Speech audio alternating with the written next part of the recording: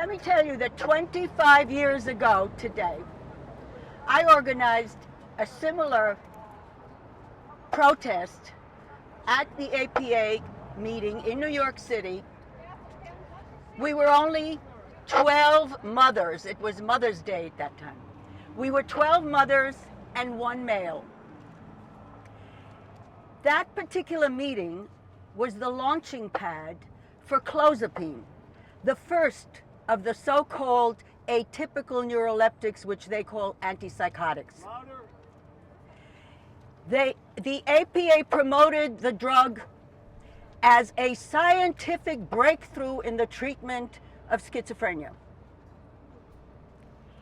Those drugs, though, as we all know now, and there are so many of them, there's Zyprexa and Risperdal and Seroquel, and they keep on coming.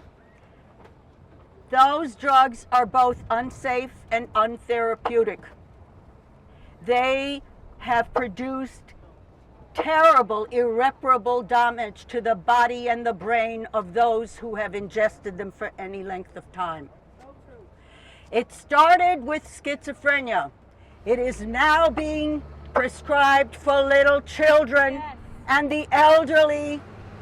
They're killing them, and they know it, because now not just the Zyprexa documents, but all of these trials, the science, quote unquote, we see that it's corrupt. It's been corrupted because it was all done for pharmaceutical marketing purposes. There are no cures in psychiatry. Even some psychiatrists have begun to turn back.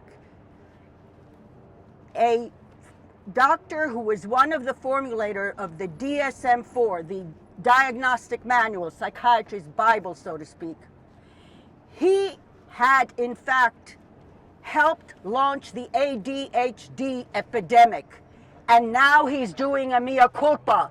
He's attacking the new DSM-5, as well he should, but he hasn't fully come through. In other words, when he hears me say it, then he gets very upset. Oh, no, psychiatry's wonderful. But he has written and spoken up against the new drugging and the new diagnoses that are being given to children. Essentially, the APA Diagnostic Manual, which is their practice manual, it is designed to increase the number of people who are diagnosed with a mental illness, which can then be treated with drugs. The newest drugs, the most toxic drugs, the better. How long will this go on? I have to tell you that I am very happy to see a much bigger crowd than 25 years ago when we were just 13. However, at that time, we actually were able to barge in on the meeting. You can't do that anymore. You can't get near them, not 100 feet away. At that time, we could still do that and get some press to cover it. But they have gotten worse and worse and more daring, and have state agencies helping them. The case of Justine Pelletier,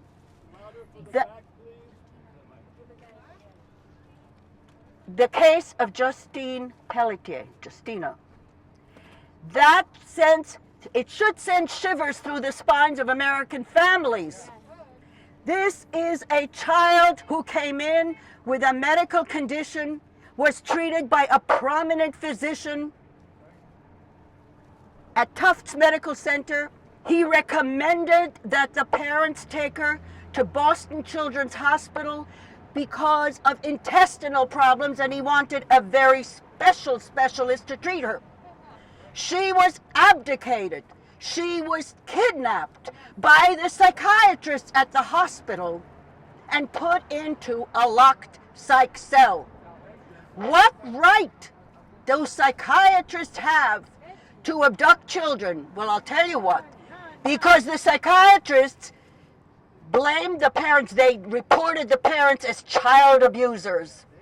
And the Department of Children and Families came in and convinced a judge within 24 hours to remove that child permanently from the custody of their parents.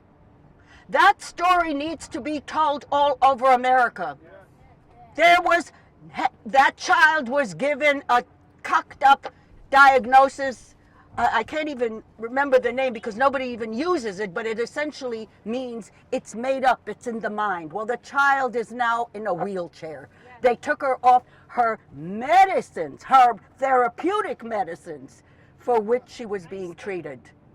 How long will this go on? How long will this go on?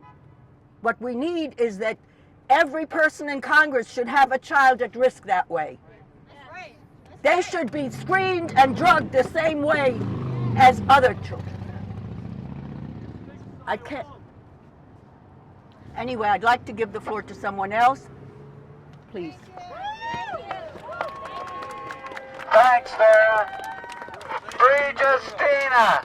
Free Justina! Free Justina!